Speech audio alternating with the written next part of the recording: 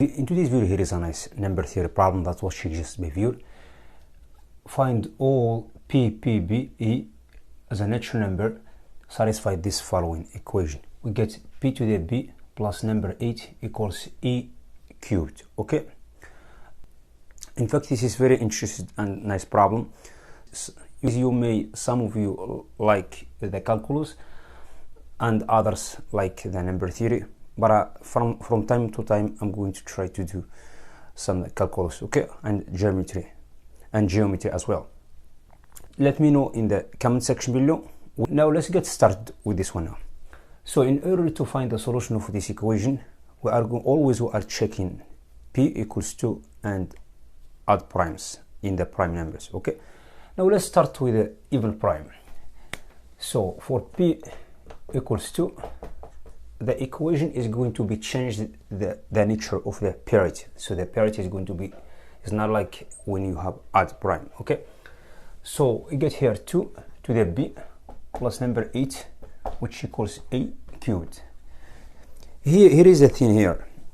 If I'm going to take this number 8 to the right side and factor out that on the form of the product, because I have 2 integer cubed, this one you may not work at this time. We need to do some substitution before we do that, okay. So what's the substitution we are going to do? Since we know a is even, because the left hand side of this equation is even, I'm going to put a equals double n or double n, okay. So I'm going to do that. So let's put a equals to n, okay. So my equation becomes 2 to the b plus 2 to the 3, which equals 2 to the 3 is multiplied by n cubed, because we get 3 cubed here, okay. So it's more simple here to make a nice simplification or a nice cancellation, since I have 2 to the 3 everywhere, okay. So what to do here, this one becomes 2 to the b minus 3, this one becomes number 1, this one becomes n cubed. But keep in mind here, in order to have an integer, we must keep b minus 3 is super equal to 1, okay. Otherwise you wouldn't have integer, okay. Now the equation becomes more simple to solve. So just moving over number 1 to the right and factor out that on the form of the product, we have a difference of 2 cubed, okay. So we get 2 to the b minus 3, which equals n minus number 1 factor n square plus n plus number 1, okay. It's more simple here, okay. Now at this time now, so let's check the parity of this one first. So this one, it's clearly the parity here, and we have n is a odd, which means n minus number 1 is a even. N is a odd plus odd is going to transfer to even. Even plus number 1 is going to be odd, okay. So this one is a odd, this one is a even. The only thing to get odd, which means on the left hand side of the equation we have no odd integer here, which means odd is going to be number 1, okay. So this one, the whole thing, so this term is going to take number 1, this one is going to take the whole thing, which is 2 to the b minus 3. But this is, since n is an integer, which means n is super equal to 3 at least here, which means it's impossible this one equals to 1, which is, it's clearly, it's a contradiction. We don't need to solve this equation because we have a contradiction in the beginning, okay. So now we'll have no even prime here. Now let's move on to the next case where we can check the status of the add prime, okay. Now let's get rid of this one and move on to the next board. Now we are going to check when we have a prime p is super equal to 3 to check what the equation is going to be, okay. Now the whole thing is going to be changed because the parity of p is changed, which means a becomes odd in this case. Now simply we are going to factor this one by moving over this number 8 to the right and make a product, okay. So I get here the following. I get p to the b, which equals a minus 2 factor a square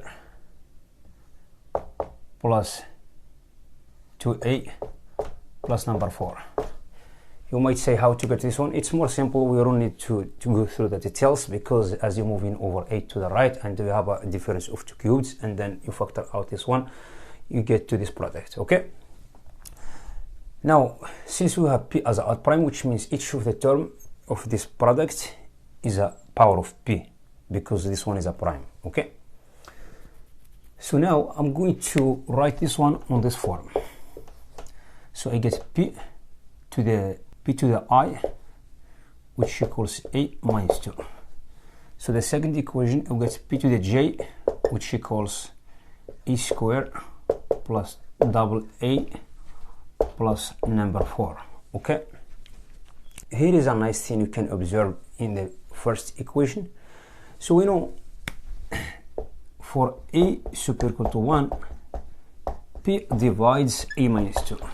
Okay, and this one is telling us, since this is prime, divides this term, which means p cannot divide a. Okay, this is very important information. We are going to use it in next step. Now what to do here, I'm going to make some combination here in order to make the difference between this one and this one. So keep in mind, always j is strictly superior than I. Since we get a quadratic binomial here, we get the linear form here. We are going to make this one on the same form. So by square on both sides, we'll get to this one and cancel out all those terms. I will be left at least with one term there. Okay, so I get here the following: get p to the 2i, which equals a minus 2, which equals a squared minus 4a plus number 4. Okay, it's more clear. This one is similar to the second one. So I get p to the j, which equals a squared plus double a plus number 4. Now the equation become more simple to solve.